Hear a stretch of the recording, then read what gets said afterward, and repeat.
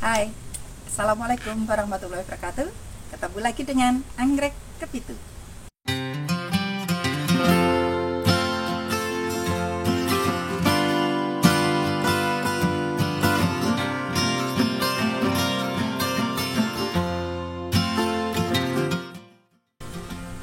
Para pecinta anggrek dimanapun berada, salam sehat selalu ya. Tetap semangat. Kali ini Anggrek Kepitu menampilkan jenis spesies Dendrobium aphyllum. Ini tanaman jenis spesies yang kalau pas tidak berbunga, fisiknya itu mirip-mirip dengan Dendrobium anosmum. Saya pun dulu-dulunya di awal-awal saya bermain spesies, saya pun sering salah juga.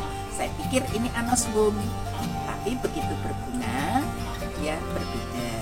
Dendrobium aphyllum ini karakteristiknya mirip dengan Dendrobium anosmum. Kalau mau berbunga dia gundul, setelah berbunga dia muncul. Saya mengenal Dendrobium aphyllum itu, dan waktu itu tidak disebutkan aphyllum karena saya hanya diberi oleh ponakan bapak, namanya Mas Evi. Tanamannya kira-kira ya cuma sejengkal, medianya sepet. Saya jumlahnya pun lupa, itu di sepet itu ada berapa bulb saya pun lupa, yang jelas agak rimbun tapi kecil-kecil, cuma sejengkal yang jelas. Nah, kan tanaman itu sudah lama, persisnya tahun pun saya lupa, yang jelas jauh sebelum Merapi meletus. Nah, sama bapak ditaruh di tembok di longkang sisi barat, tambah gede, dia berbunga. Saya juga tidak tahu itu namanya, pokoknya bunganya api itu aja, bunganya api, dan beranak pinak. Sama bapak displit, dipindah tempat. Jadi kita punya beberapa. Itu awal kami punya aphyllum. Dan ketika Merapi meletus, porak-poranda di mana barangnya nggak tahu. Setelah Merapi meletus, itu kan abu di mana-mana. Nah, kita kan berusaha menyelamatkan. Ada yang disiram dengan air biar abunya pergi. Habis itu ya bruk asal taruh. Ada yang taruh belakang, ada yang taruh di longkang, ada yang taruh di depan, nggak tahu lah pokoknya. Saya pun tidak tahu di mana induk aslinya yang pertama kita diberi. Tapi yang masih ada adalah anak-anak yang waktu itu diseplit-seplit bapak. Berikutnya dirawat dengan baik, tanaman sudah subur kembali, beranak pinak dan berbunga-bunga lagi. Tapi saya pun masih belum tahu itu sejarahnya apa, itu tanaman jenis apa, masih belum ngerti ya. Meskipun saya sudah pameran pun saya tidak begitu ngeh mempelajari. Nah, terus sudah tumbuh bagus ya, sudah bagus lagi.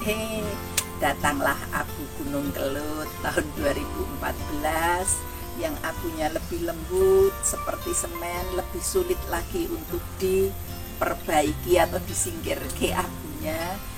Itu lebih ngenes lagi.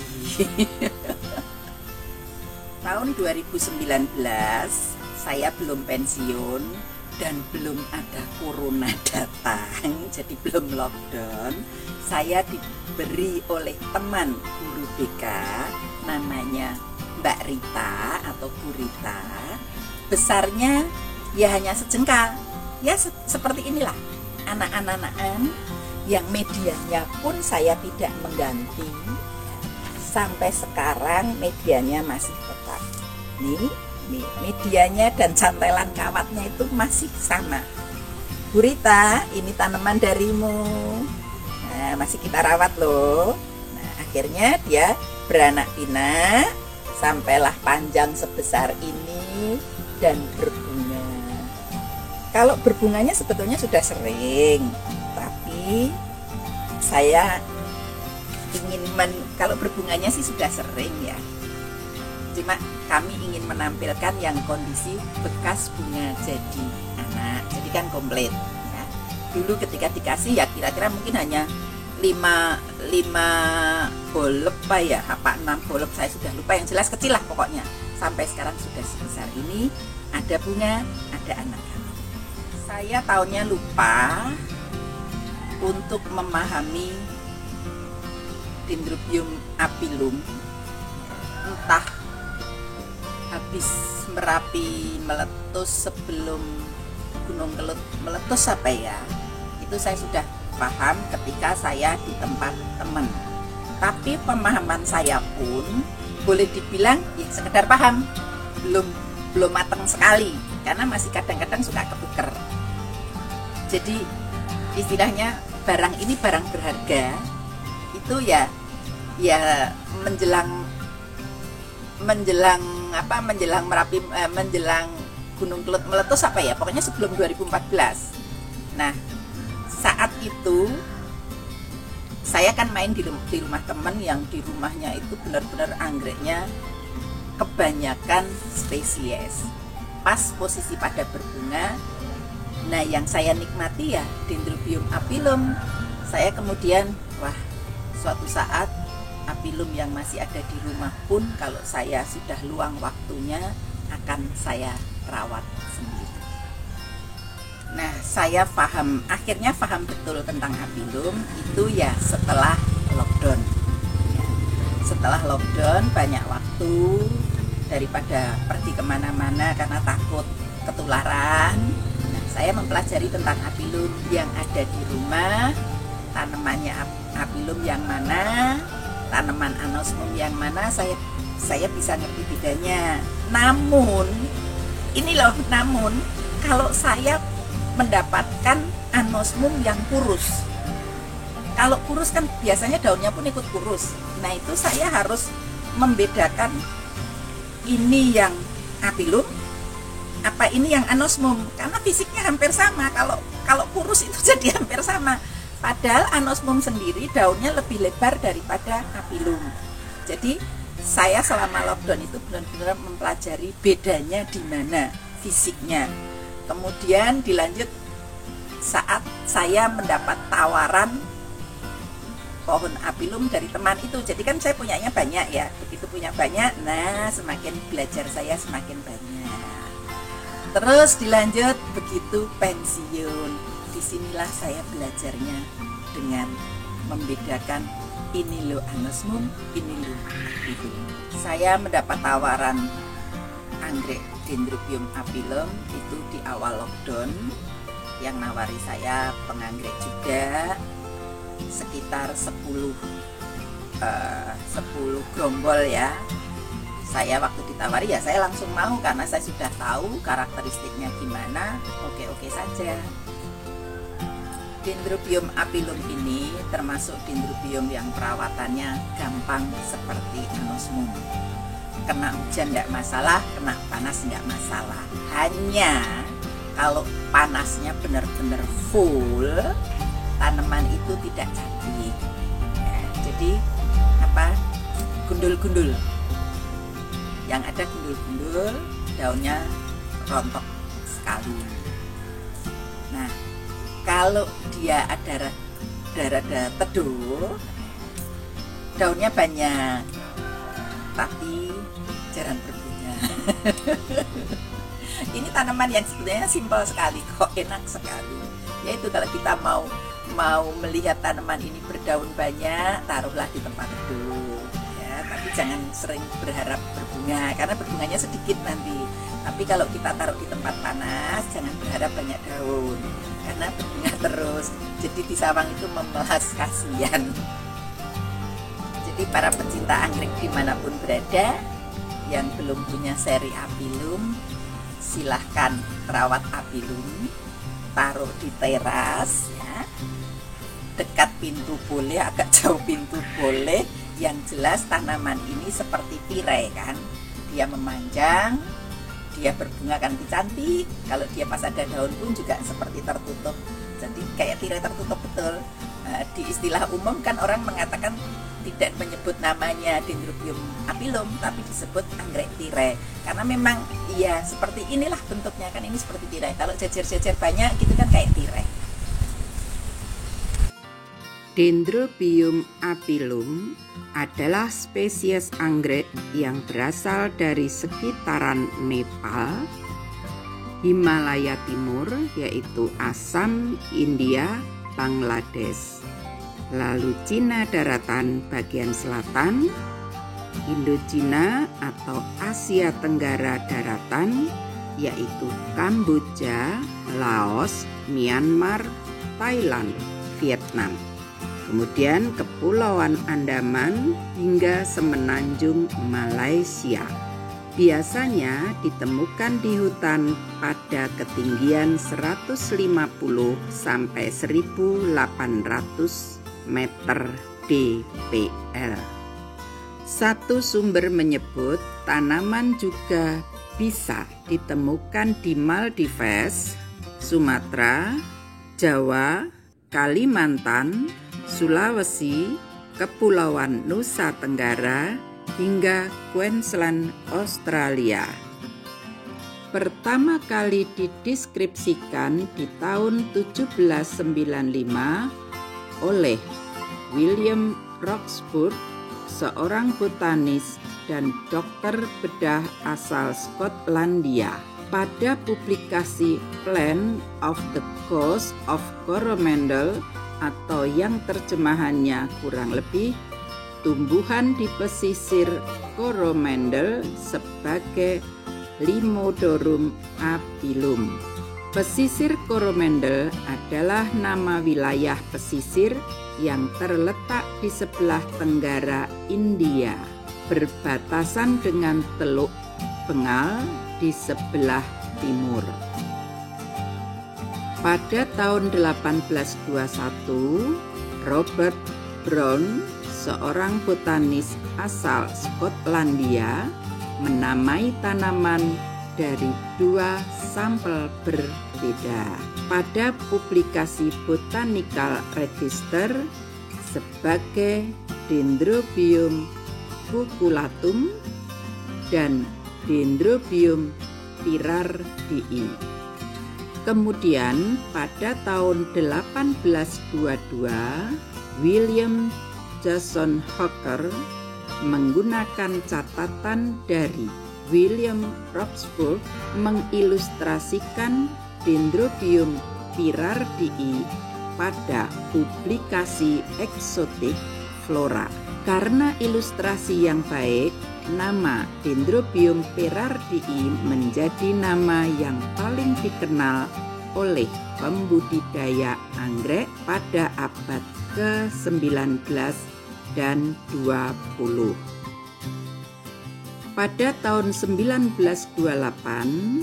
Cecil Ernest Claude Fisher dari sampel lain mendeskripsikan tanaman ini pada publikasi Flora of the Presidency of Madras sebagai Dendrobium apilum. Nama Dendrobium apilum baru digunakan secara luas mulai akhir abad 20.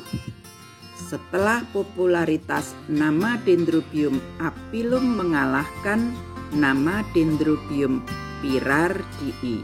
Sekarang, nama yang secara resmi diakui secara internasional untuk anggrek ini adalah Dendrobium apilum. Untuk genus Limnodorum sendiri, sepanjang sejarahnya mengalami banyak perubahan. Berbagai tanaman dimasukkan ke dalam genus Limnodorum, tapi kemudian dipindah ke genus lain hingga akhirnya genus Limnodorum hanya memiliki 3 anggota saja. Ketiganya merupakan anggrek yang sangat unik, aneh, dan tidak wajar karena mendapatkan sebagian besar atau keseluruhan makanannya bukan dari fotosintetis seperti wajarnya anggrek dan tanaman hijau lain. Kalau suatu saat kami berkesempatan memiliki tanaman dari genus Limnodorum, akan kami bahas di video selanjutnya. Dendrobium apilum sekilas memiliki kemiripan dengan Dendrobium anosmum. Sejumlah penganggrek kadang tertukar yang mana anosmum, yang mana apilum. Dendrobium apilum sendiri lebih sering dikenal di kalangan penganggrek Indonesia sebagai anggrek tirai. Untuk Dendrobium anosmum sudah pernah kami bahas di video sebelumnya. Dendrobium apilum adalah tanaman berukuran besar, batang bentuk silindris, tebal sekitar 0,5 cm menjumbai, bisa mencapai panjang 2 meter, tetapi umumnya sekitar 80 cm. Daun warna hijau, panjang 6-10 cm, lebar 1-3 cm, tumbuh selang-seling sepanjang batang muda. Bunga ukuran 2,5 hingga 5 cm. Warna ungu muda, lidah berukuran besar, berbentuk mirip corong, berbulu dengan warna cenderung putih. Bunga hanya tumbuh di batang tua atau batang gundul. Masing-masing ruas berpotensi memunculkan hingga 2 kuntum bunga, sehingga dengan perawatan yang baik, tanaman bisa memunculkan puluhan kuntum bunga per batang. Mirip dengan Dendrobium anosmum, Dendrobium apilum memiliki kecenderungan untuk tumbuh anak atau keki pada batang tua setelah berbunga. Ada setidaknya 3 varian Dendrobium apilum. Dendrobium apilum yang biasa atau varian utama, Dendrobium apilum alba atau var alba dengan bunga warna putih, bukan ungu muda dan putih. Dendrobium apilum pelorik dengan sepal dan petal yang lebar. Per Januari 2023 terdapat setidaknya 21 hibrida yang sudah resmi terdaftar secara internasional, yang salah satu indukan langsungnya adalah Dendrobium apilum. Beberapa di antaranya merupakan hibrida karya penganggrek Indonesia seperti Dendrobium lumajang unik, Dendrobium merah merona, dan Dendrobium ranukumbolo. Kalau suatu saat kami berkesempatan untuk memiliki anggrek-anggrek hibrida ini, akan kami bahas di video selanjutnya. Dendrobium apilum cenderung menyukai kelembaban tinggi, temperatur sedang, cahaya sedang sampai tinggi. Dari pengalaman kami, tanaman di tempat teduh cenderung mudah untuk tumbuh subur, tetapi susah untuk berbunga. Sedangkan tanaman di tempat panas cenderung mudah untuk berbunga, tetapi susah untuk tumbuh subur. Dari karakteristiknya, Dendrobium apilum cocok untuk ditempel di pohon di halaman ataupun digantung di teras, idealnya berupa rumpun berukuran sedang dalam jumlah yang banyak, sehingga menjadi tirai hijau sesuai dengan namanya sebagai anggrek tirai.